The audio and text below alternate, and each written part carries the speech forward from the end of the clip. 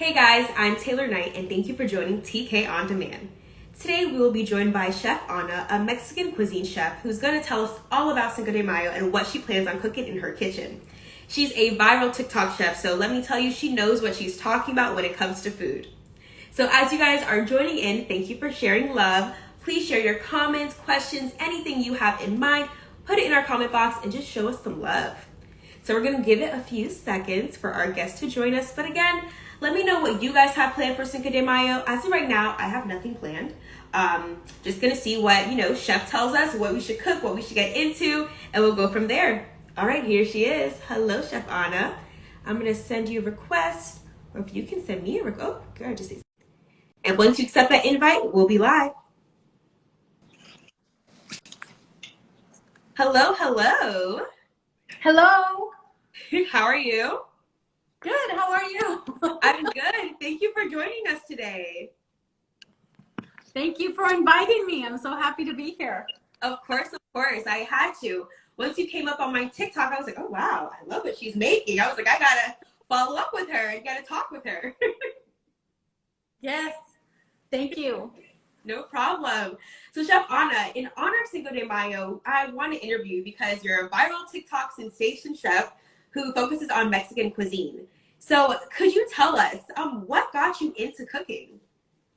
I got into making, well, I've been cooking all my life, but when I started making videos, it was all when the pandemic hit. We went under lockdown. So I had to find something to do.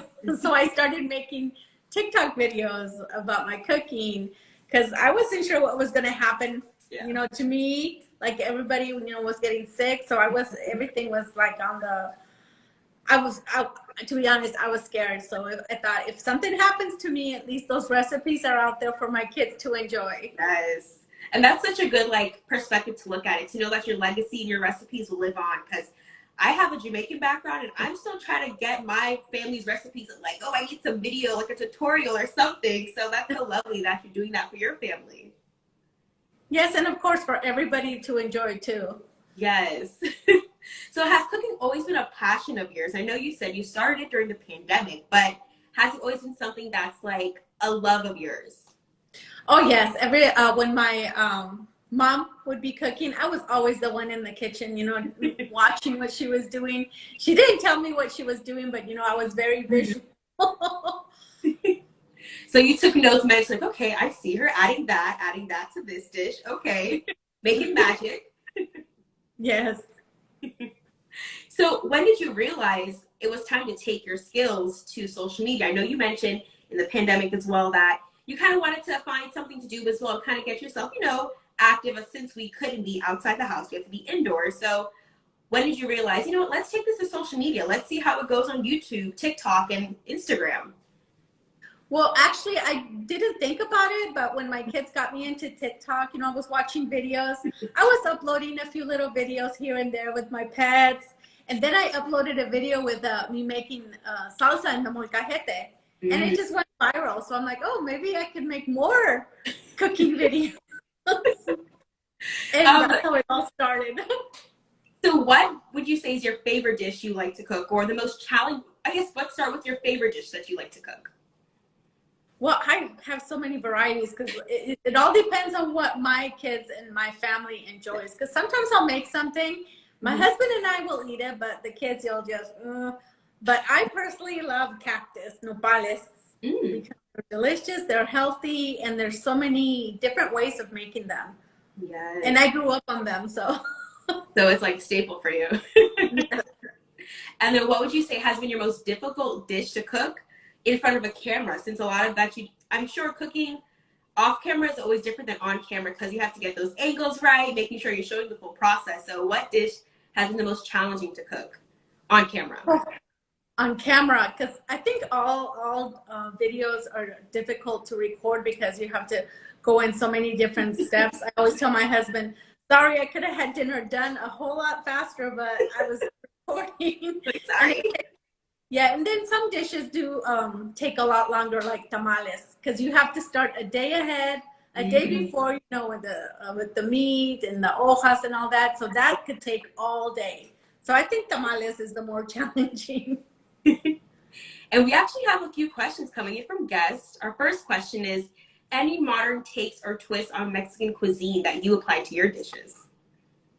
Um, don't think I do. I do add make dishes. A lot of dishes I do make in my own special way because there's different ways of preparing every dish. You just have to make it your own and kind of go with what you like and how you like to prepare it, and also the time that you have, because a lot of times many of us don't have a whole lot of time to make everything from scratch. So I do take a lot of shortcuts sometimes.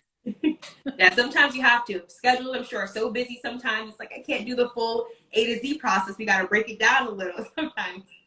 And sometimes it even comes out better.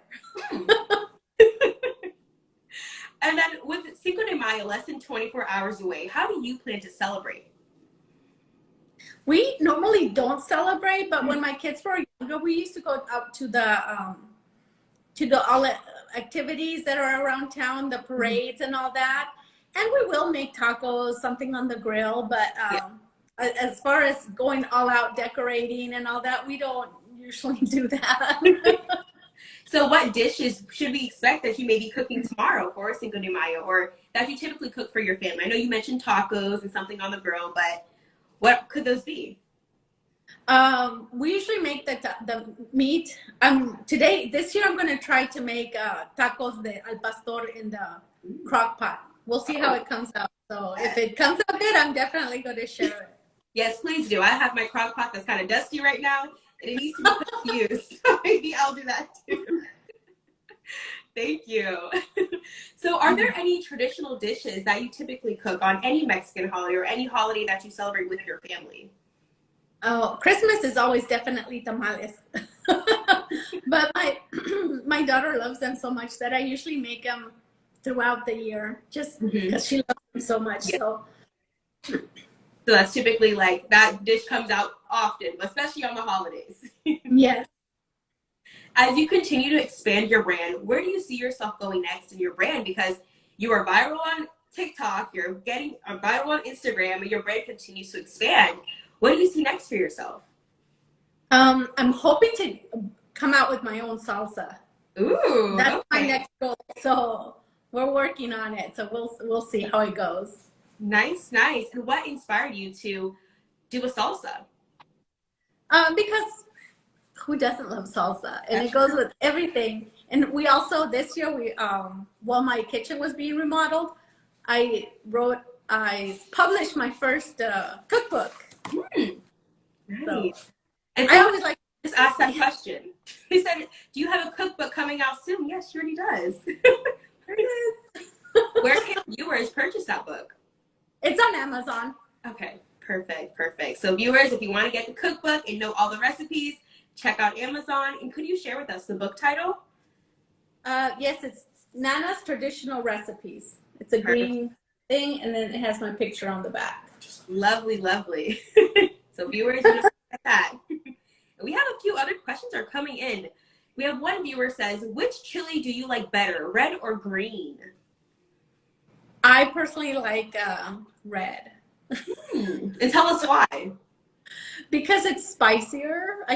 You can make it as spicy or as mild as you like, but I think the one in the molcajete that you make with the tomatillos, the red peppers, the chiles de árbol, I think that one's my favorite. Nice. I like a mix. I think that for me it depends sometimes. Sometimes I like the green, but sometimes the red kind of gives you that fiery taste that you need sometimes. And it also depends on what you're eating. True. I'm sure that plays an important part too sometimes. So when you make most of your dishes, do you typically go for the red chili then, or do you typically go for the green? Since you said you do prefer red. I prefer the red, but a lot of times if we're having tacos, I prefer the guacamole salsa. Oh, that's true too. That sounds good. Wow, this is making me hungry. Okay. Let me see if we have any more questions from our viewers. We're definitely getting a lot of love. People are sharing so much love with you. They're showing hearts. They're asking questions. Saying, "I love her. She's so natural and beautiful." Yes. Oh. Is there anything else you want to share with our viewers about your cooking journey, about, the challenges it may have with being a social media, because in a sense you're an influencer now in the cooking industry. So do you face any challenges sometimes when it comes to, always makes sense being in the kitchen too, having to be ready to cook those new dishes that, keep your viewers engaged. I think the most challenging thing that I faced while doing this is, and and if you are new and starting, your own blog or whatever it is, if it's cooking or anything else, I'm a very shy person by nature, and I think being in front of the camera, that was the biggest challenge for me. And you just kind of got to go for it and overcome your fears. So I think that was the biggest challenge for me. And even though nobody was in the room with me, for some reason, being in front of the camera is just scary. Yes, I can understand that. I haven't shot something in like a week or so, and even coming on to, oh, why am I getting nervous again? You do this all the time, but it still feels like the little fear still comes in no matter what. Yes, you just gotta go in there and do it. That's it. Just go in there. But you seem so natural on camera, though. You're very natural. Like you're not stuttering. You're not like shaking. You're not going in my it. hand. Well, you're good at hiding it. You're good. And I'm just looking forward to whatever it comes next. I'm very excited. My kids are very excited. They love it, and so does my husband, because he gets to enjoy all the delicious food. Of course. I would be excited too if I was in that house. I'm like, yes, mom's cooking again today, yes. Before we sign out, is there any other encouraging words you want to share with aspiring chefs out there who are trying to make it big, who are trying to, share those cultural dishes with their viewers, but maybe are struggling to? A lot of the videos that I uploaded, the ones that got the most views are the ones that I was so skeptical about posting. I was like, I don't want to post this. But, sometimes if you don't think about it too much and just do it, you could be surprised. Like which video that the lazy enchiladas. I just saw that one, and you're like, well, I'm going to show you. I was like, oh, okay. I wanted to post that recipe for the longest time, and then when somebody commented that we're lazy, I'm like, oh, this is my opportunity to do it. And it went viral because, I could understand with a lot of people, they want to make Mexican dishes, they want to make good dishes, but, everybody has different schedules. So I try to share videos that, that are just to, people that like to make it traditional, and then people that don't have a whole lot of time to prepare meals. But if you, like I said, if you're barely starting making your vlog and cooking or whatever it is, just kind of, don't think about it, just do it, because sometimes you can surprise yourself.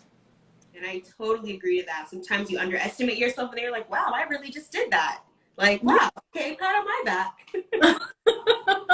And we have one more viewer said she should open a restaurant. Can we see a restaurant anytime soon? Maybe the next 5-10 years or so? Or are you thinking just social media as of right now is where it's at? Maybe a food truck. Oh, okay.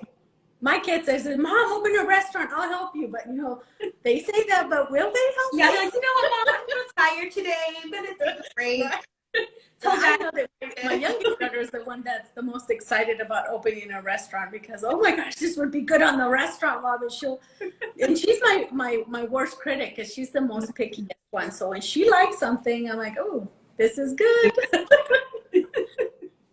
Well, I'm glad to see that you say your family's involved, they're supporting you throughout this, and that viewers all over are showing you so much love. So I really admire everything that you're doing and showing people about different Mexican dishes that they can try out and learn, because I'm a foodie, so I love trying different foods from different places. So seeing that you're making this like authentic Mexican cuisine is amazing. Thank you. Thank you, everyone, for all the love and support throughout the year. These last 2 years, you guys have made it so much better. Yes. You are getting, I think you've gotten the most love out of all of my interviews so far. I'm seeing the hearts constantly move up and down.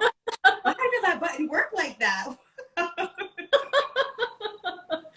Well, I'm glad that you invited me, because I love sharing my story and inspiring others as well. Yes. Thank you so much for joining us today. I'm so excited to see what you make in that crock pot. I'm telling you, I'm bringing it down later right after this interview so I can maybe make something too if that feels good. So thank you so much for taking the time and speaking with us today. Oh, thank you. You're welcome. And thank you so much for inviting me. No problem. Have a lovely day, and I can't wait to see what you do next. Yes. Thank you.